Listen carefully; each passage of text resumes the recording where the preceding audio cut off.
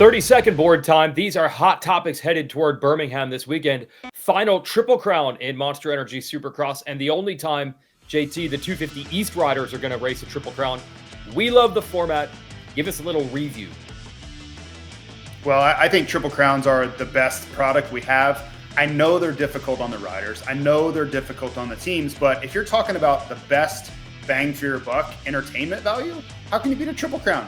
3 races that all matter between each class. You just truly can't beat that. And the action just keeps coming. That's my favorite part of it. There's really no downtime. If you have to use the restroom, you better be really quick because Triple Crowns just keep coming. It's my favorite part. And I want to put a little suggestion in the suggestion box.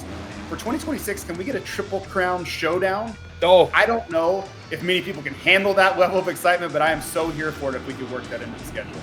It would be pretty wild. I was talking to someone at Red Bull KTM over the weekend who has to drive extra bikes from Florida to Birmingham because teams have 2 bikes. They have a backup bike due to the lack of time in between races if they have a bike problem. Yeah, I want to see those 250 teams pack it in. That would be absolutely wild. Maybe next year. But this weekend, it'll be interesting. Just think back to that 250 Triple Crown at Glendale and how many ups and downs we saw. Expect more of that in 250 East Division this weekend.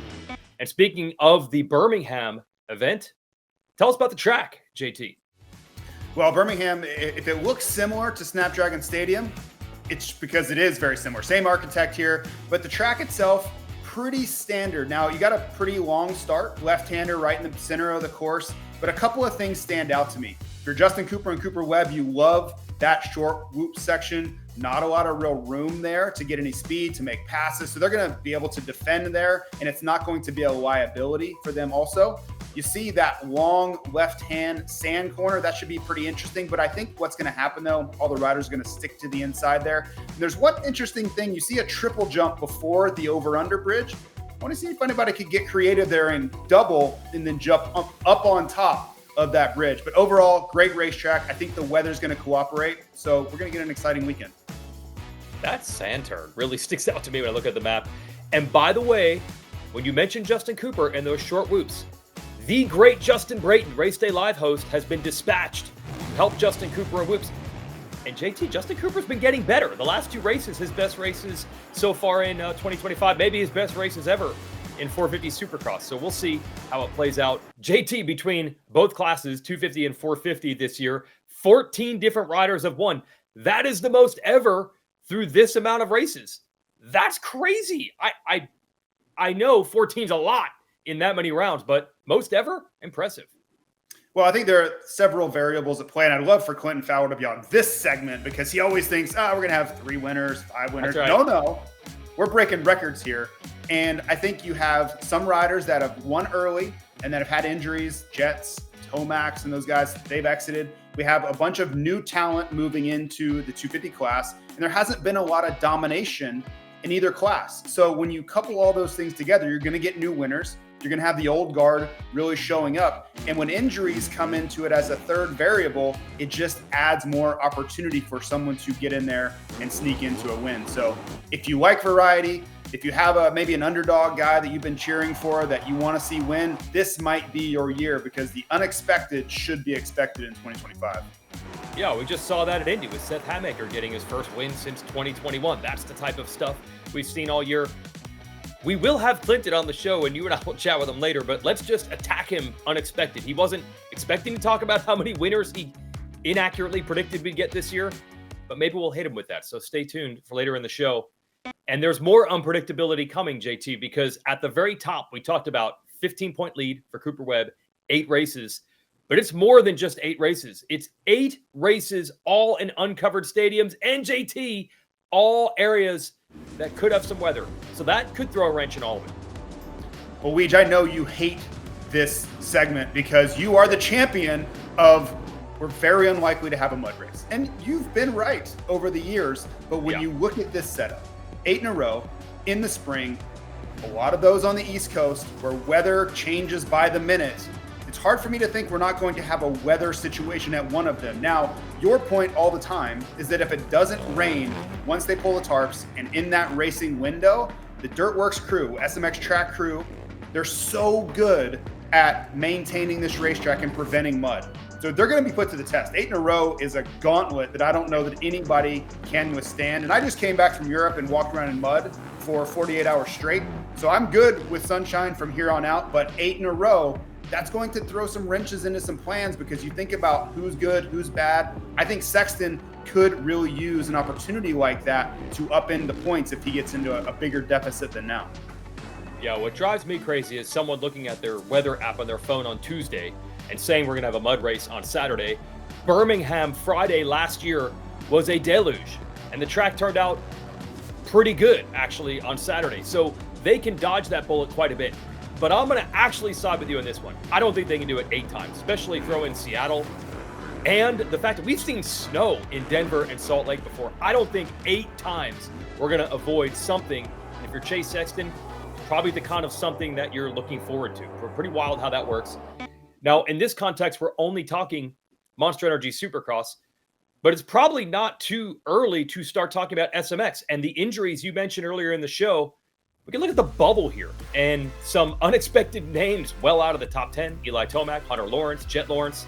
Seeding points do matter, and they're not collecting any right now. Yeah, this is going to be a fluid situation that we're going to keep an eye on all the way through into pro motocross as we approach Charlotte.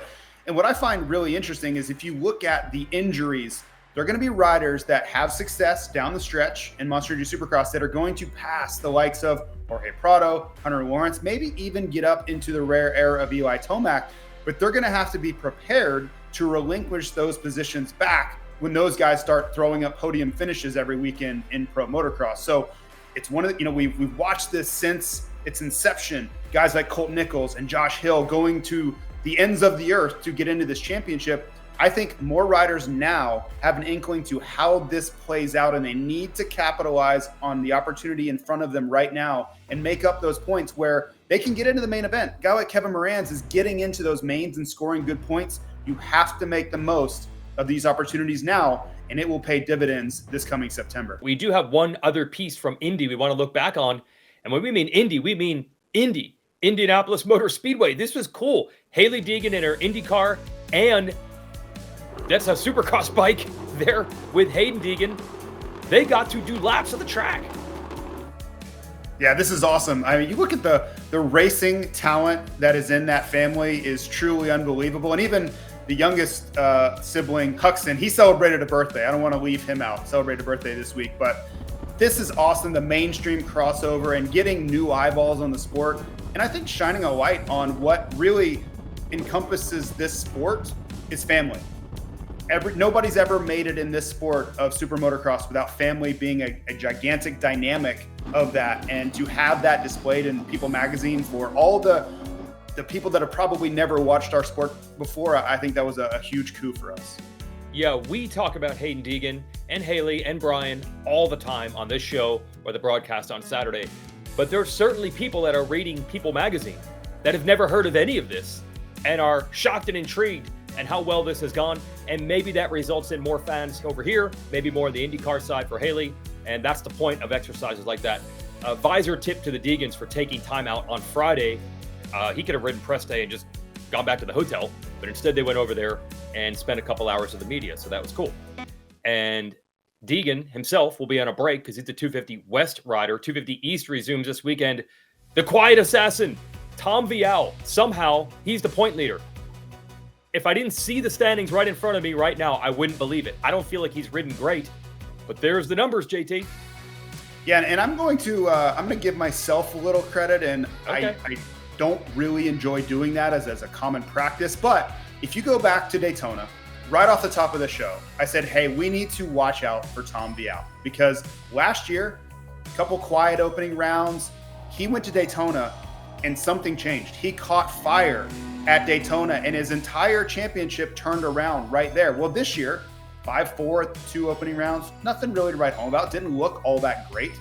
And he's gone 2-2 since then, and he's looked like a completely different rider. And he got the points lead through consistency, and no one has ever screamed winning through consistency more than Tom Vialle. So he's added another dynamic to it. He's probably been the least headlined championship leader we've ever had in this series. And you look at RJ, these guys, Max Anstey, their riding is larger than life. A lot of flash, a lot of, up and down roller coaster stuff. And Tom Vialle, he just goes about his business, not a big personality. I can sometimes barely get him to talk on the podium, but that's also reflected in his riding. He doesn't do any outlandish things, but in the end, he was your champion last year. He's your championship points leader this year, and whatever he is doing, it is working. So it's an interesting, fascinating story. All these guys have so many different personalities. I don't think anyone in the sport's results have ever more reflected their personality than Tom Vialle.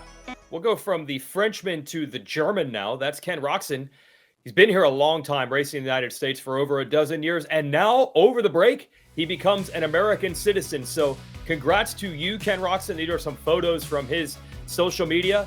And we've worked with several colleagues through the years that came from out of the United States on the broadcast side, and they eventually became citizens. They told us firsthand, JT, how difficult this process is. So it was hard-earned.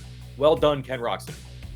Yeah, this is amazing. And I would challenge anybody to go look at the amount of information you have to absorb and learn to pass the tests that require citizenship. Now, we know there are many steps involved, but I just think the general information you have to learn about our government, about our history, about all the things that most Americans probably don't know themselves, it takes a serious amount of effort to do this. And I think that's the most commendable part to Kenny. I think it shows how much it meant to him to go through the steps to accomplish this. One more thing, maybe the most important one of all. Let's look at the 450 point standings. We talked about it at the very top of the show. It's a 15-point lead for Cooper Webb over Chase Sexton. 15 points to me doesn't scream that much. And Ken Roczen's still lurking. Finally had the bad race at Indy that was in his control. The Tampa thing was a little bit out of his control, but this is what we're dealing with. 8 races, open stadiums, 15 points. What runs through your mind when you see this? Well, I immediately think that, man, Ken Roczen really dug himself a hole at Indy. And then I go back to earlier in this show where you said this is the trouble. When you're 15 points down, 16 points down, as it were, for Roczen, you can't afford to have a bad race anymore.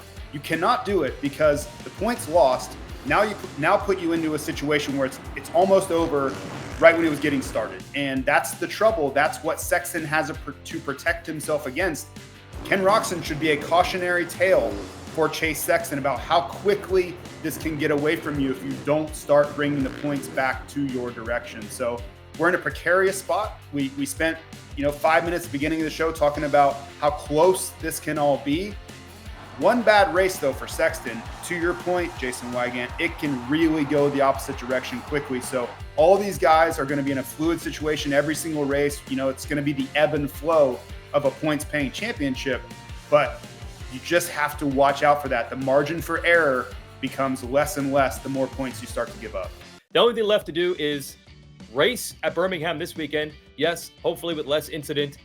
Race day live coverage at 1:30 Saturday Eastern time, and the gates drop at 7 o'clock Eastern time Saturday night. What's in store? I think we just proved it. Who knows? So you better tune in. We'll see you there. Hi folks, Lee Diffie from NBC Sports here. If you truly enjoyed what you just watched, you can get more news, interviews, and highlights by subscribing to the Motorsports on NBC YouTube page. You can get it all, so go for it.